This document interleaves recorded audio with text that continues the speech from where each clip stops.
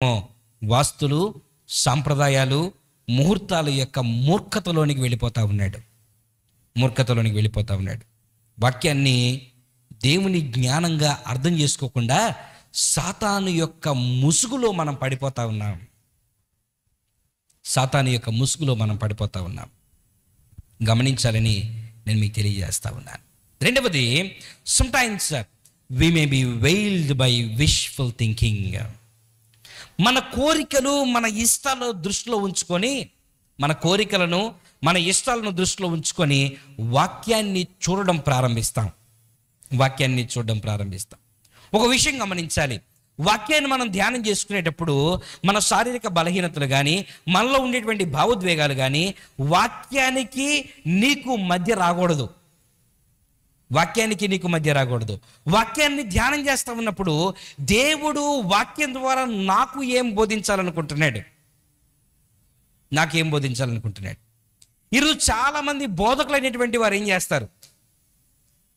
ఒక పాస్టర్ గారు చెప్పారు, చాలామంది పాస్టర్ గారు అలా ఉంటారు. ఓ పాస్టర్ గారు ఏమన్నారనంటే, ఈరోజు వాక్యం విన్నావా తమ్ముడు అన్నాడు. విన్నానన్నా. నేను అతనికి భలే ఇచ్చి పడేసాను చూసావా అన్నాడు. అంటే వాక్యాన్ని ఆధారంగా చేసుకొని ఎవరిని టార్గెట్ చేయాలో వారిని టార్గెట్ చేసేటువంటి వారు కూడా ఉంటారు. వాక్యంగా బోధిస్తూ ఉన్నప్పుడు వాక్యము సూటిగా నీకు వెళ్ళి నీ హృదయంలో గుచ్చుకోవాలి, టార్గెటెడ్గా కాదు.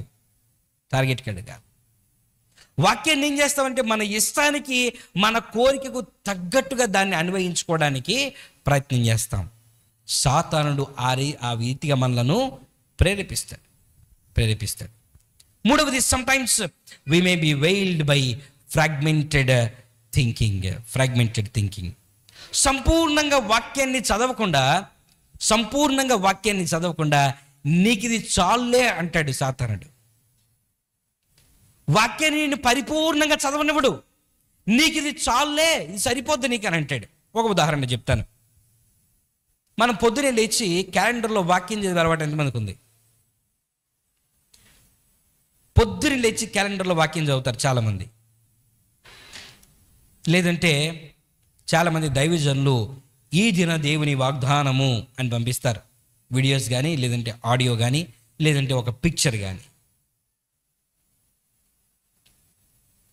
మీకు మీ పాస్టర్ గారు మీ చర్చ్ గ్రూప్లో వాక్యాన్ని పెడతారు కదా, దాని మీద ఎక్కడ కూడా ఈ దిన దేవుని వాగ్దానం అని ఉండదు. గమనించారా? 9 rupees cannot even buy you a packet of chips. ఆ వాక్యాన్ని రిప్రజెంట్ ఆధారంగా చేసుకొని ఎవరిని టార్గెట్ చేయాలో వారిని టార్గెట్ చేసేటువంటి వారు కూడా ఉంటారు. వాక్యంగా బోధిస్తూ ఉన్నప్పుడు వాక్యము సూటిగా నీకు వెళ్ళి నీ హృదయంలో గుచ్చుకోవాలి, టార్గెటెడ్గా కాదు. వాక్యాన్ని ఏం చేస్తామంటే మన ఇష్టానికి, మన కోరికకు తగ్గట్టుగా దాన్ని అన్వయించుకోవడానికి ప్రయత్నం చేస్తాం. సాతానుడు ఆ రీతిగా మనలను ప్రేరేపిస్తాడు. మూడవది, sometimes we may be veiled by fragmented thinking. సంపూర్ణంగా వాక్యాన్ని చదవకుండా నీకు ఇది చాలే అంటాడు సాతానుడు. వాక్యాన్ని నేను పరిపూర్ణంగా చదవనివ్వడు. నీకు ఇది చాలే, ఇది సరిపోద్ది నీకు అని అంటాడు. ఒక ఉదాహరణ చెప్తాను. మనం పొద్దునే లేచి క్యాలెండర్లో వాక్యం చదివే అలవాటు ఎంతమందికి ఉంది? పొద్దునే లేచి క్యాలెండర్లో వాక్యం చదువుతారు చాలామంది. లేదంటే చాలామంది దైవజనులు ఈ దిన దేవుని వాగ్దానము అని పంపిస్తారు. వీడియోస్ కానీ, లేదంటే ఆడియో కానీ, లేదంటే ఒక పిక్చర్ కానీ.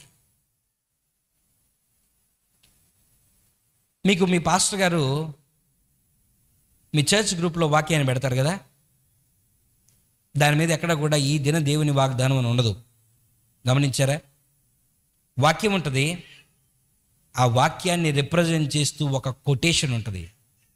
అంటే వాక్యాన్ని అర్థం చేసుకోవడానికి ఇంకొక ఊతాన్ని కూడా ఇస్తూ మీకు వాక్యాన్ని అక్కడ ప్రజెంట్ చేయడం జరుగుతూ ఉంది.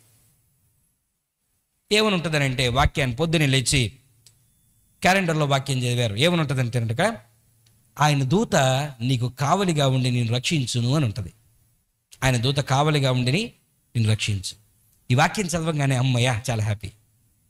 ఈరోజు పొద్దున్న నుంచి సాయంత్రం వరకు ఆయన దూత నాకు కావలిగా ఉండి నన్ను రక్షిస్తూ ఉంటుంది. నేను ఎట్లన్నా తిరగచ్చు, ఏ మాటన్నా మాట్లాడచ్చు, ఏ తలం పైన రావచ్చు, ఎవరితోనైనా గొడవ పడవచ్చు కదా. సాయంత్రం వరకు నేను మరలా తిరిగి ఇంటికి వచ్చేంత వరకు కూడా ఆయన దూత నాకు కావలిగా ఉండి నన్ను రక్షిస్తుంది. ఎప్పుడన్నా క్యాలెండర్లో కానీ ఈ జన దేవుని వాగ్దానం అని చెప్పినటువంటి వాక్యాల్లో కానీ నిన్ను ఖండించేటువంటి వాక్యాలు రావడం ఎప్పుడన్నా చూసావా? ఉండవు. ఉంటే పాస్టర్ గారి కాంటాక్ట్ని వెంటనే బ్లాక్ చేసేస్తాం మనం. ఆశీర్వాదాలే కావాలి మనకి. ఎలా ఉంటుందంటే సాతానుడు ఏం చేస్తాడనంటే వాక్యాన్ని ఆధారంగా చేసుకొని ఫ్రాగ్మెంటెడ్ థింకింగ్ అన్నాను కదా, we may be veiled by fragmented thinking.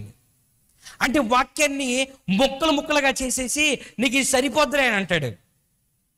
కీర్తన గ్రంథంలో 34వ అధ్యాయము 34వ కీర్తన 7వ వచనంలో ఉంది. ఏమనంటే ఆయన దూత కావలి ఉండి రక్షించును. ఈ మాట నీకు చూపిస్తాడు సాతానుడు. కానీ దాని పైన ఇంకొక మాట ఉంటుంది. ఏమని ఉంటుంది అంటే యెహోవా యందు భయభక్తులు గల వారి చుట్టూ ఆయన దూత కావలిగా ఉండి వారిని రక్షించును. నిన్ను దూత కావలిగా ఉండి రక్షించాలి అంటే నీవు మొట్టమొదటిగా యెహోవా యందు భయభక్తులు కలిగి ఉండాలి కదా. భయము లేదు, భక్తి లేదు. పొద్దునుంచి సాయంత్రం వరకు మనం ఇష్టం వచ్చినట్టుగా తిరుగుతాం. కానీ క్యాలెండర్లో చూసినటువంటి వాక్యం మన జీవితంలో నెరవేరిపోతుందని మనం నమ్ముతాం. సాతానుడు ఏం చేస్తాడనంటే వాక్యాన్ని ఫ్రాగ్మెంట్స్ చేసేస్తాడు, ముక్కలు ముక్కలుగా చేసేసి నీకు ఇది సరిపోద్ది, నీకు ఇది చాలు, నీకు ఇది చాలు. ఇది సాతాను యొక్క పన్నాగం.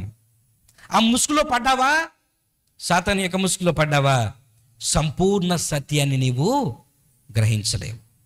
సంపూర్ణ సత్యాన్ని గ్రహించలేవు. వాక్యంలో ఉన్నటువంటి సత్యాన్ని గ్రహించకుండా సాతాను వేసేటువంటి ముసుగు నుండి నీవు గనక రాలేకపోయావనంటే సాతాను వేసేటువంటి ముసుగును కేవలం దేంతో జయించగలవు తెలుసా? దేవునితో సహవాసంలో మాత్రమే జయించగలవు. దేవునితో సహవాసం డెవలప్ అవ్వాలంటే ఉపోద్ఘాతంలో మనం చెప్పుకున్నాం, ఆయన వాక్యాన్ని నీవు పరిపూర్ణంగా ధ్యానించాలి, నీవు మోకరించి దేవునికి ప్రార్థన చేయాలి. ఈ 2-వే కాన్వర్జేషన్ నీ జీవితంలో ఎంత ఫ్రీక్వెంట్గా జరుగుతూ ఉంటుందో నీవు విశ్వాసంలో అంత స్ట్రెంగ్త్ అవ్వగలుగుతావు.